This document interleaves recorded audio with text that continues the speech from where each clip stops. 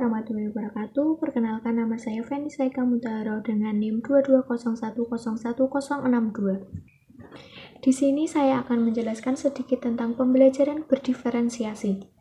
Apa sih pembelajaran berdiferensiasi itu? Menurut Tomlinson, pembelajaran berdiferensiasi adalah usaha untuk menyesuaikan proses pembelajaran di kelas untuk memenuhi kebutuhan belajar individu setiap peserta didik.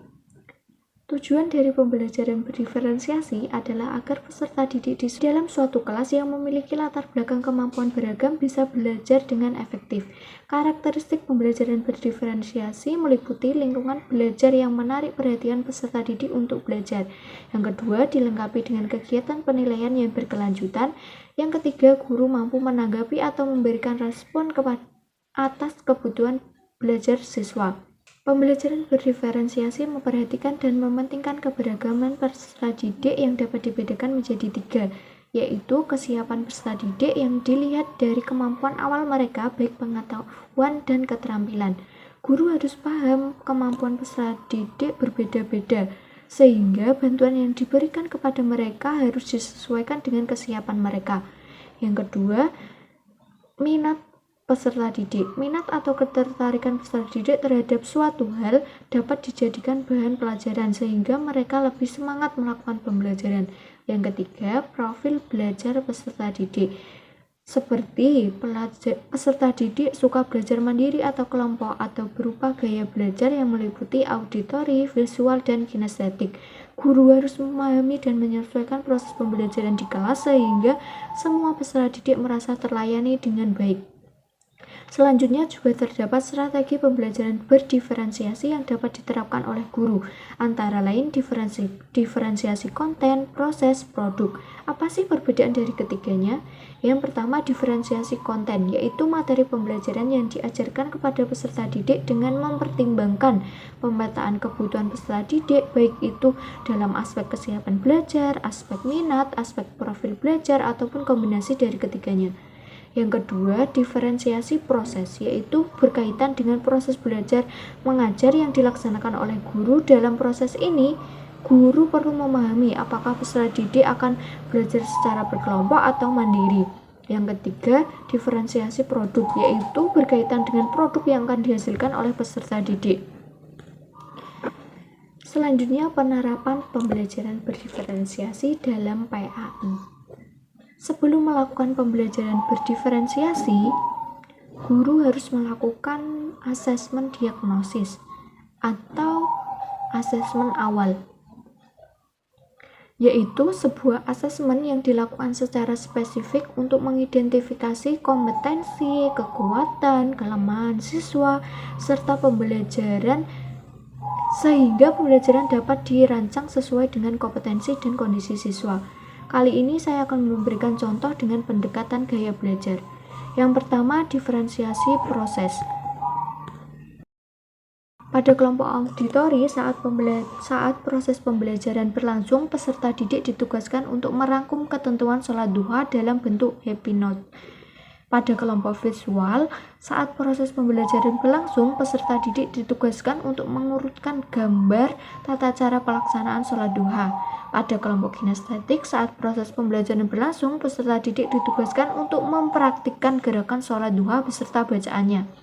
Yang kedua, diferensiasi konten. Kelompok auditori diberi video pembelajaran dan buku teks. Kelompok visual diberi video pembelajaran dan gambar terkait gerakan sholat. Kelompok kinestetik diberi video pembelajaran tentang tata cara sholat beserta urutan gerakan dan bacaannya. Yang ketiga, diferensiasi produk. Kelompok auditori disuruh membuat rangkuman ketentuan sholat duha dalam bentuk happy note. Kelompok visual membuat jemuran urutan gambaran gerakan sholat.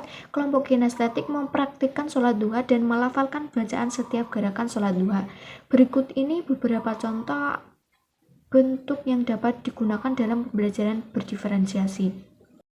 Selanjutnya, langkah-langkah kegiatan pembelajaran berdiferensiasi. Yang pertama, kegiatan awal. Pembelajaran dimulai dengan guru mengucapkan salam dan doa bersama. Kemudian guru menyapa peserta didik dan menanyakan kabar peserta didik. Guru memeriksa kehadiran peserta didik dan memberikan apersepsi. Kemudian guru menjelaskan tujuan pembelajaran hari ini. Yang kedua, kegiatan inti. Pada kegiatan inti, yang pertama peserta didik